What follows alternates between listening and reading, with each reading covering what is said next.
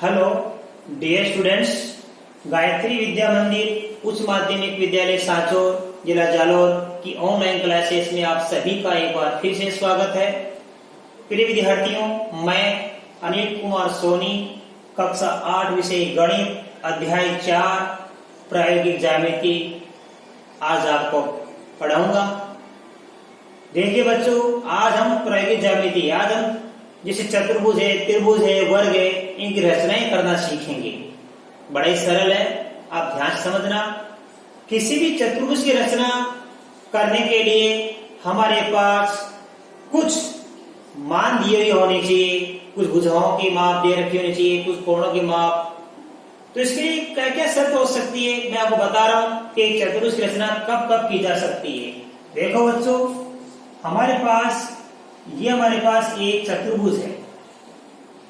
क्या ये एक चतुर्भुज है? और आप जानते हो चतुर्भुज की 4 भुजाएं होती है। अब इसके 2 विकर्ण होते हैं। क्या होते हैं? ध्यान देना, 4 कोण होते हैं, 4 भुजा होती है और 2 विकर्ण भी होते हैं। ठीक है। अब इसकी रचना हम कब कब कर सकते हैं, आप ध्यान देना। यह हमारा एक चतुर्भुज है, तो इसके लिए सबसे पहले नंबर एक चतुर्भुज की रचना कब कर सकते हैं? जब 4 भुजाएं तथा एक विकर्ण दिया हो। 4 तो भुजाएं दी हुई होनी चाहिए और एक विकर्ण दिया हो तो हम किसी चतुर्भुज की रचना कर सकते हैं। कहने का मतलब 4 और 1 5 मान दी हुई आनी चाहिए तो हम किसी भी चतुर्भुज की रचना कर सकते हैं। तो 4 भुजा और एक विकर्ण दिया हो तो हम चतुर्भुज की रचना कर सकते हैं। नंबर 2, हो सकता है कि 4 भुजाएं की जगह 3 भुजाएं आ जाए और दोनों विकर्ण भी दिए हो जाए तो भी हम बना सकते हैं। कब बना सकते हैं? जब 4 की जगह 3 भुजाएं दी हो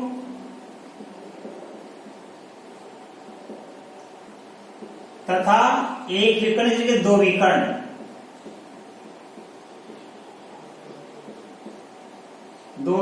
दिए हों तो भी हम चतुर्भुज की रचना कर सकते हैं। 4 भुजाएं और एक विकर्ण दिया हो तो हम चतुर्भुज की रचना कर सकते हैं। 3 भुजाएं और 2 विकर्ण दिए हों तो भी हम किसी चतुर्भुज की रचना कर सकते हैं। जब 2 आसन भुजाएं, यानी ये और ये अथवा ये और ये, कोई भी 2 भुजाएं एक दूसरे से जुड़ी हुई हो, 2 आसन भुजाएं और 3 कोण तथा 3 कोण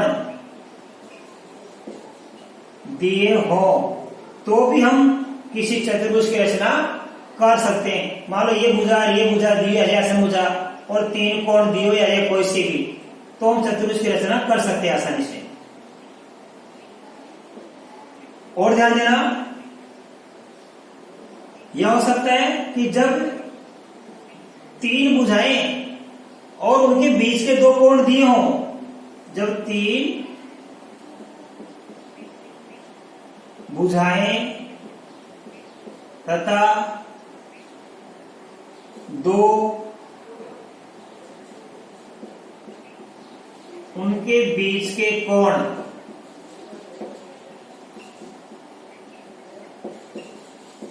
दिए हों, तो 3 भुजा मान लो 1, 2 और 3 भुजा आ गई और इनके बीच के कोण दिए हुए आ गए तो भी हम चतुर्भुज की रचना कर सकते हैं। या जब चतुर्भुज के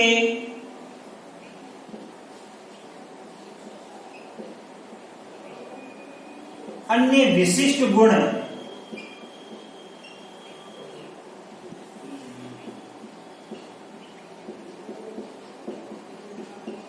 ज्ञात हो तो भी हम चतुर्भुज की रचना कर सकते हैं। कैसे कि मान लो एक वर्ग की रचना करनी है, अब उसकी एक भुजा की 4 सेमी, तो एक ही भुजा का माप दिया है, तो वर्ग तो चतुर्भुज होता है।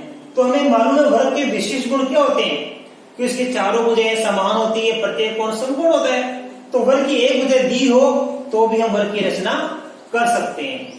इसी प्रकार समांतर चतुर्भुज में यदि एक आसन भुजा और एक कोण दिया गया है या दो आसन भुजाएं और एक कोण दिया गया है, तो हम समांतर चतुर्भुज की रचना भी कर सकते हैं, क्योंकि उसमें आमने सामने की भुजाएं बराबर होती है। तो किसी भी चतुर्भुज की रचना करने के लिए बच्चों इस प्रकार से ये 5 5 मान 4 और 1 5, 3 और 2 5, 2 और 3 5, 3 और 2 5, ये 5 मान दिए आनी चाहिए कोई भी, तो हम किसी भी चतुर्भुज की रचना कर सकते हैं। अथवा किसी चतुर्भुज का कोई अन्य विशिष्ट गुण दिया हो, मान लो वर्ग बनाना है, आयत बनाना है या समचतुर्भुज बनाना है, तो उसका विशिष्ट गुण होता है आयत में आमने सामने की भुजाएं बराबर होती है, प्रत्येक कोण समकोण होता है, हम जानते हैं। तो नहीं भी दिया हो तो हम दिमाग से कर देंगे। अथवा वर्ग की रचना करनी है, एक भुजा का माप दिया जाए तो भी हम कर सकते हैं। क्यों कि वर्ग के बारे में हम जानते हैं, विशिष्ट गुण क्या होते हैं कि चारों भुजाएं बराबर होती है और प्रत्येक कोण समकोण होता है। ठीक है, अब मैं आपको इसके बाद में इसका एग्जाम्पल नंबर 1 सोल्व कराऊंगा। देखिए बच्चों, उदाहरण नंबर 1 क्या है, इसमें एक चतुर्भुज की रचना करने को जब 4 भुजाएं तथा एक विकर्ण दिया गया हो। उदाहरण नंबर 1 में क्या है, चतुर्भुज PQRS, चतुर्भुज का नाम है PQRS। PQRS की रचना कीजिए जिसमें PQ भुजा का मान 4 सेमी, QR भुजा का मान 6 सेमी, RS भुजा का मान 5 सेमी, PS भुजा का मान 5.5 सेमी तथा PR का मान 7 सेमी। राइट, हमें क्या करना बच्चों, सबसे पहले किसी भी चतुर्भुज की रचना करने के लिए हमें एक कच्ची आकृति बनानी पड़ेगी। ठीक है, तो एक बिना नाप का हम चित्र बनाएंगे, ध्यान देना। ये बिना नाप का, मान लो ये कैसी चालू कर दिए हैं P, ये Q, ये R और ये S। PQRS हमारा क्या हो गया, एक चतुर्भुज हो गया। ये बिना नाप का है, जिसको हम कच्ची आकृति बोलते हैं। ठीक है, इसमें देखो PQ का मान कितना दे रखा है, 4 सेमी। आप इसको बढ़ देना चित्र में जहां भी दे रखा है। QR का मान 6 सेमी,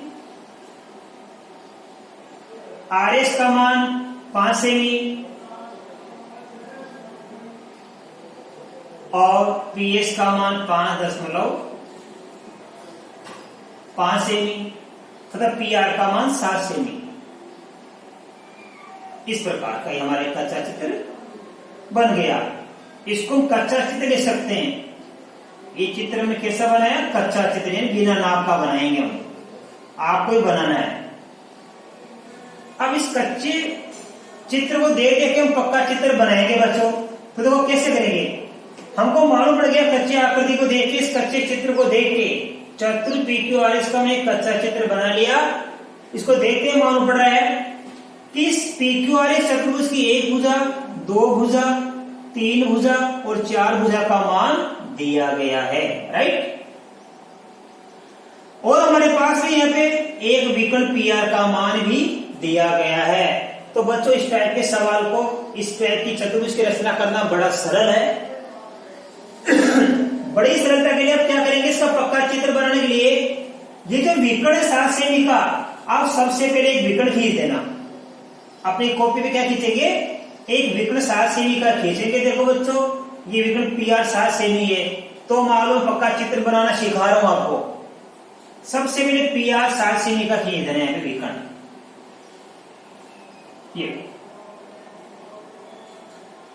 ये P लिख देना, ये R लिख देना।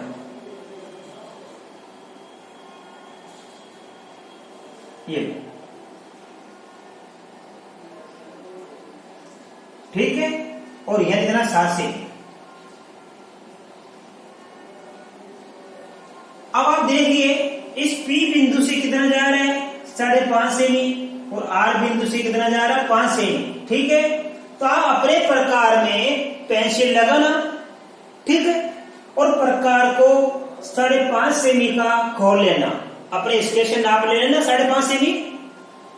तो P बिंदु से 5.5 सेमी का चाप काटेंगे और R बिंदु से 5 सेमी का चाप काटेंगे। तो देखो यहां से कितना चाप काटेंगे? P बिंदु से 5.5 सेमी का नाप ले लेंगे प्रकार में, और 5.5 सेमी का हम चाप काटेंगे। यहाँ प्रकार की नोक रखेंगे, यहां रखने के बाद एक चाप ऐसे काटेंगे हम प्रकार से, ये यहां प्रकार रखेंगे हम, यहां से चाप काटेंगे, ये चाप काट दिया पहले। इस P बिंदु से हमने चाप काट दिया 5.5 सेमी का, बड़ा चाप काटना। फिर R बिंदु से 5 सेमी, तो प्रकार में 5 सेमी का नाप लेना, प्रकार को यहां रखना और यहां से इधर एक चाप काट देना है, ये काट दिया, राइट। तो देखो ये दोनों चाप जहां मिले वहां एक बिंदु बन जाएगा। अब देखो ये चाप यहां से हमने 5.5 सेमी का चाप काटा P बिंदु से, और R बिंदु से हमने 5 सेमी का चाप काटा। ये बातें याद करना, भी रचना लिखनी पड़ेगी। अब ये दोनों चाप जहां मिले वो कौन सा बिंदु प्राप्त होगा? S। ये S बिंदु हमको प्राप्त हो गया। अब S बिंदु को P से मिलाएंगे और S बिंदु को R से भी मिलाएंगे। ये मिला दिया हमने, ये मिला दिया। अब ये हमारे PS, ये PS कितनी है? 5.5 cm हम यहां लिख देंगे। और ये हमारी RS, ये हमारी कितनी है? 5 cm। अब देखो इसी प्रकार नीचे, इससे P बिंदु से ये कितने सेमी का चाप है Q तक? ये 4 सेमी का। और देखो ध्यान से R बिंदु से कितने सेमी का चाप है? 6 सेमी का। तो अब हम प्रकार को यहां रखेंगे और यहां से कितना चाप पड़ेगी Q तक? 4 सेमी। तो यहां प्रकार रखेंगे, प्रकार रखने के बाद ऐसे एक चाप काट देंगे 4 सेमी का, ऐसे नीचे। तो यहां रखने के बाद हमने ये चाप काट दिया, ये 4 सेमी का, ये 4 सेमी का चाप काट दिया। प्रकार में 4 सेमी का नाप लेना। अब R बिंदु से 6 सेमी का चाप काटेंगे। पुनः अपने प्रकार में आप 6 सेमी का नाप लेना और R बिंदु पे प्रकार रखना और यहां से एक चाप काट देना। इस R बिंदु से ये चाप काट दिया। तो देखो P बिंदु से हमने कितना चाप काटा? 4 सेमी, और R बिंदु से हमने 6 सेमी का चाप काटा। तो यहां पे एक बिंदु बन जाएगा ये। इसका नाम क्या बन जाएगा? Q। ये Q। अब आपको P बिंदु को Q से मिलाना है, ऐसे मिला देना। R बिंदु को भी Q से मिलाना है, ये मिला दिया, ठीक है। अब नाप लिखना, PQ का नाप कितना है? 4 cm, राइट। और RQ का नाप कितना है? 6 cm। ये हमने एक पक्का चित्र बना दिया। अब इसकी हमको रचना भी करनी पड़ेगी बच्चों। तो रचना कैसे करेंगे? देखो, हमने ये आकृति कैसे बनाई तो लिखेंगे। देखो आप चाहे नंबर डाल के कर देना। नंबर 1, सबसे पहले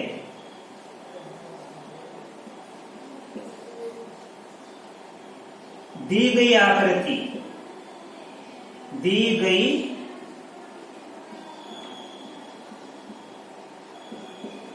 आकृति का एक कच्चा चित्र बनाया।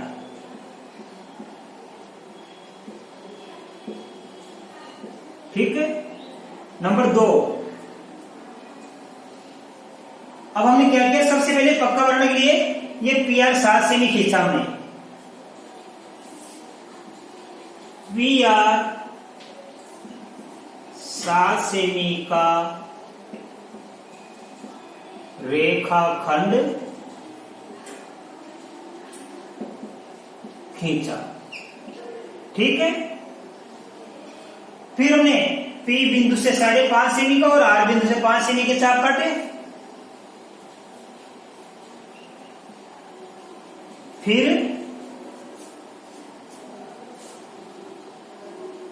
P से 5.5 सेमी तथा आर से 5 सेमी का चाप काटा, सेमी के 2 चाप काटे, 2 चाप काटे, दोनों चाप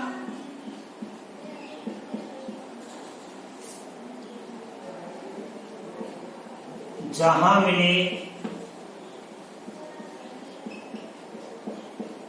वहां एच लिखा। ठीक है, फिर यह हमने एच लिख दिया। अब हमने क्या किया था, एच को पी व आर से मिलाया। देखेंगे फिर एच बिंदु को पी व क्यू से मिलाया, पी व क्यू से मिलाया। ठीक है, फिर क्या किया हमने, ध्यान देना, पी बिंदु से 4 सेमी और आर बिंदु से 6 सेमी के चाप काटे, फिर पी से 4 सेमी तथा आर से 6 सेमी के 2 चाप काटे, दोनों चाप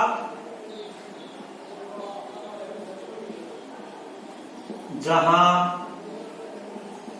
मिले वहां हमने क्यों लिखा,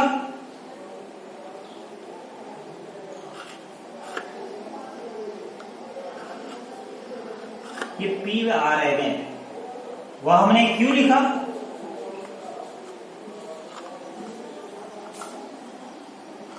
फिर अब ध्यान देना, इस क्यू को पी व आर से मिलाया लास्ट में, फिर